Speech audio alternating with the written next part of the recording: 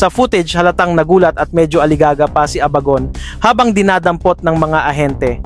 Naaresto si Abagon ng NBI sa loob ng isang bahay sa Quezon City matapos ang 2 araw na surveillance. Ayon sa mga otoridad, kasama pang naaresto ang 2 pang individual dahil umano sa obstruction of justice. Ilang piraso ng damit at mga gamot ni Abagon ang nakumpiska rin sa lugar. Yung inabutan ba kayo ng NBI, pasok na kayo? Pasok na kayo. Pero kung pasok na kayo, sir, bakit kayo gumagamit ng mga paraan para hindi kayo ma-detect? May burner SIM, may burner phone. Sa panayam ng GMA7, mariing itinanggi ni Abagon na nagtatago siya o nagtangkang tumakas. Hindi po yun. Hindi po kami ganyan.